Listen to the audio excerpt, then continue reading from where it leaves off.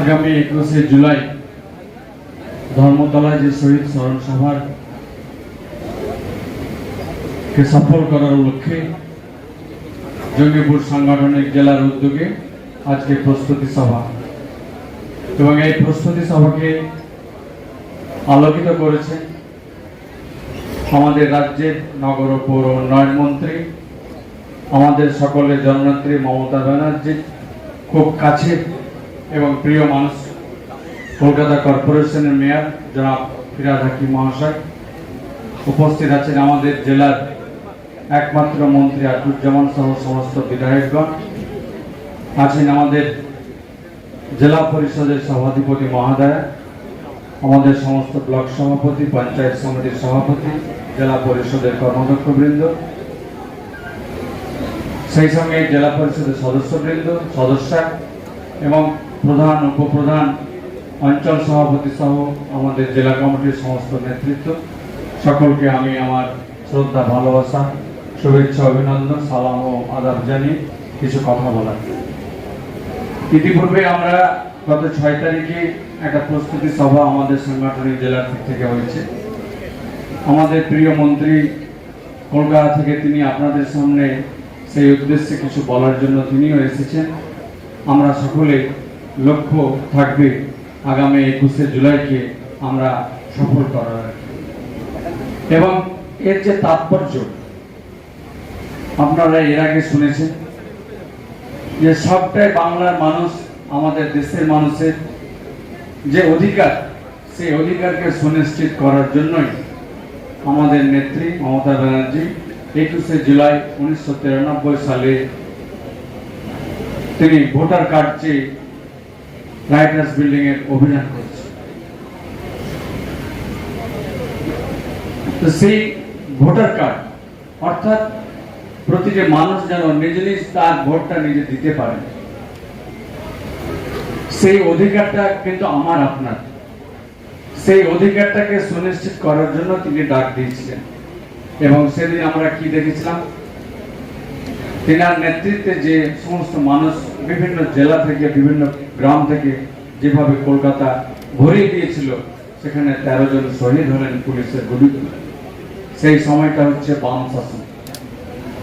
সে বামফ্রন্টের শাসনকালে এই যে নিরীহ যে মানুষ, যারা আন্দোলনকারীদের উপরে যেভাবে নির্বিচারে গুলি চালিয়েছিল এবং নিরীহ মানুষ যারা মারা গেলেন, শহীদ হলেন, যিনাকে কিন্তু আমাদের নেত্রী ভুলেননি। তিনি প্রতি বছর এই দিনটিকে শহীদ স্মরণ সভা দিবস ধর্মতলে পালন করে আসছে এবং আগামীতেও হতে যাচ্ছে। এবং সেই সভায় আমাদের নেত্রী কিছু আগামী দিন চলার জন্য পথ নির্দেশিকা দিয়ে থাকে। আমরা আবার সেটাকে বাড়িতে ফিরে, এলাকায় ফিরে এসে আমাদের কর্মীদের মধ্যে সেটাকে আমরা ছড়িয়ে দিয়ে থাকি। এবং আপনারা সকলেই জানেন যে 2011 সালে যে মামাটি মানুষের সরকার, তৃণমূল কংগ্রেস সরকার ক্ষমতায় আসার পরে বাংলার যে উন্নয়ন এবং আগে যে বামফ্রন্ট শাসনকালে যে উন্নয়ন ছিল, সেটাও কিন্তু আমাদের কাছে খুব বিচার্য বিষয়।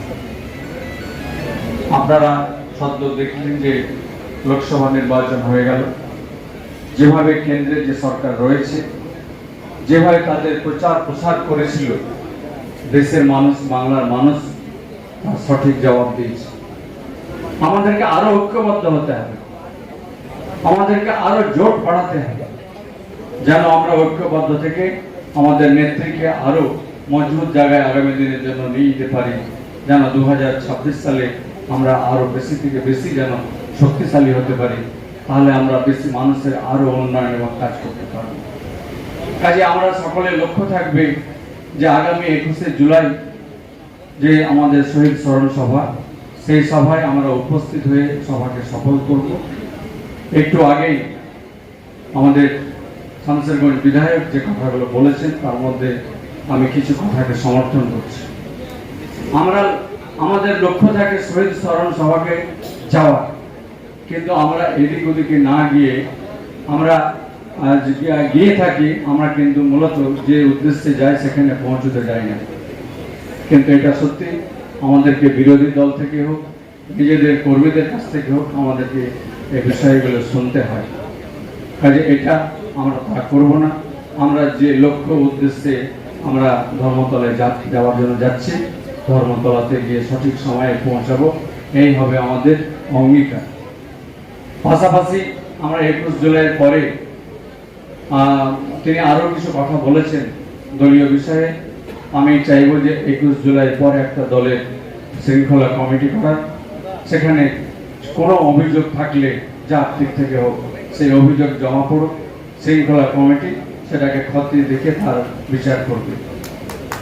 এবং আমি চাইব যে তৃণমূল কংগ্রেসের প্রতিটি কর্মী, প্রতিটি সমর্থক যেন শ্রেণী মতো যথাযোগ্য সম্মান এবং মর্যাদা পায়, সেই দিকটাও আমি চাইছি। এবং আগামী 21 জুলাইয়ের পরে এই কমিটি আমরা করে ফেলব। কাজে যে লক্ষ্য উদ্দেশ্যে আজকে আমাদের প্রস্তুতি সভা, আমরা এখান থেকে বেরিয়ে যাওয়ার সময় কিন্তু মনে রাখবো, আমরা যে যেমনভাবে পারি আমরা কিন্তু ট্রেনে হোক, বাসে হোক, গাড়িতে হোক, আমাকে কলকাতায় ধর্মতলায় পৌঁছতে হবে। আমাদের জন্য যে ব্যবস্থা আমাদের রাজ্য পার্টি থেকে করে থাকেন, যে 19 তারিখ থেকে থাকা খাওয়ার ব্যবস্থা, আমরা চেষ্টা করব ভিড় এড়িয়ে 19 তারিখ থেকে যাওয়ার ব্যবস্থা। সেই 19 তারিখে গিয়ে আমরা আমাদের নিজেদের কোনো যদি কাজও থাকে সেটাও করে নিতে পারবো। আমরা 20 তারিখের ভিড়টাকে আমরা এড়িয়ে যাওয়াই ভালো হয়। আমাদের সাংগঠনিক জেলা সমস্ত বিধায়কের প্রস্তাব আছে, আমাদের প্রিয় মন্ত্রী আমি সে প্রস্তাবটা রাখলাম। আমাদের রাজ্য সভাপতিকেও আমরা জানিয়েছি যে গীতাঞ্জলি স্টেডিয়ামের পরিবর্তে যেন নেতাজি ইন্ডোর স্টেডিয়াম হয়। আমি একটু আমাদের প্রিয় মন্ত্রীকে সুপারিশ করার জন্য বলব।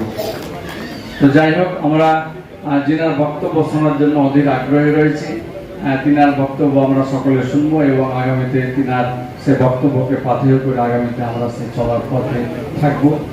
ধন্যবাদ। সকলে ভালো থাকবেন, সুস্থ থাকবেন। জয় হিন্দ, জয় বাংলা। নেত্রী মমতা ব্যানার্জি জিন্দাবাদ এবং প্রিয় নেতা অভিষেক ব্যানার্জি জিন্দাবাদ।